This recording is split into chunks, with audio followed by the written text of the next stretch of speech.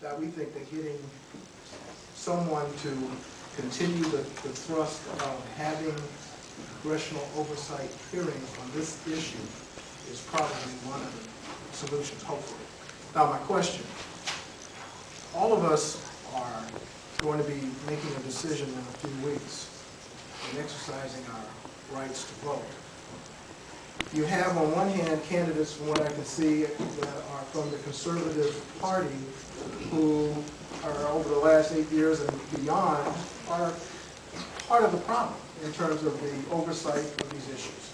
On the other hand, you have candidates, particularly one in the vice presidency on the Democratic side, who is, quite frankly, an author, as you pointed out, of at least one law that has contributed to the fatherless family situation.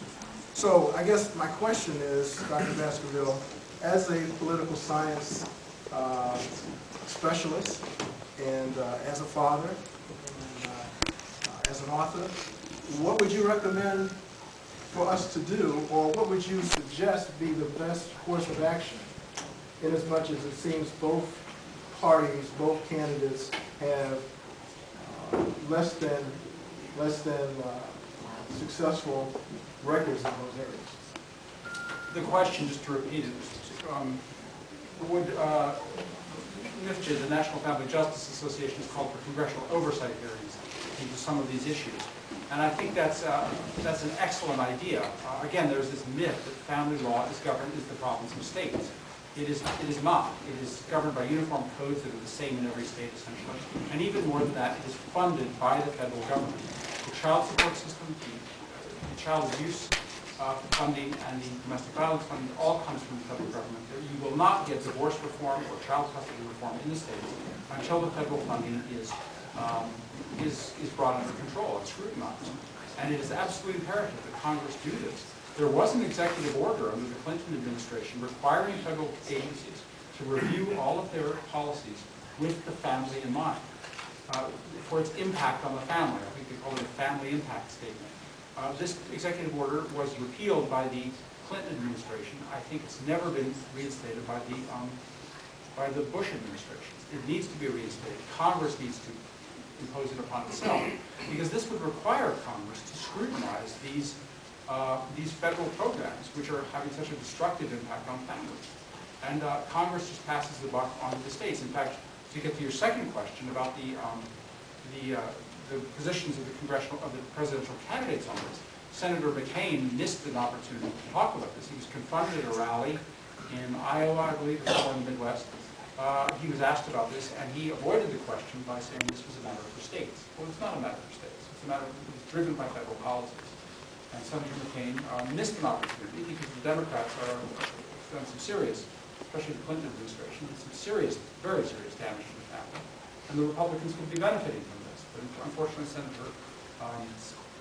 Senator McCain, for whatever reason, decided not to duck this question. Senator Obama has also been confronted on the campaign trail with these abuses. And he, too, has ducked the question. He has addressed the child support issue in a very inflammatory and counterproductive way. So neither of the presidential candidates have shown much courage in confronting this issue. Governor Palin, I think, missed an opportunity the other night during her debate to confront Senator Biden on this, because Senator Biden was, as you said, boasting about his role in the Violence Against Women Act. And of the 4 national candidates in this election, I believe that the most hostile to family well-being in this country is Senator Joe Biden. He is one of the most hostile and destructive senators in the Senate. He boasts that his proudest achievement is the sponsorship of the Violence Against Women Act. The Violence Against Women Act is has been already, part of it has been declared unconstitutional by a federal court. It is essentially a hate crimes law. We have laws against violent assault in every jurisdiction in this country. If you are accused of violent assault, you are tried, convicted, and sentenced, or exonerated and left in peace.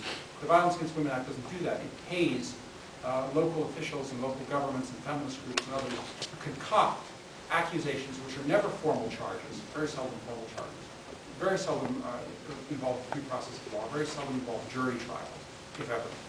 And this is essentially what amounts to hate crimes.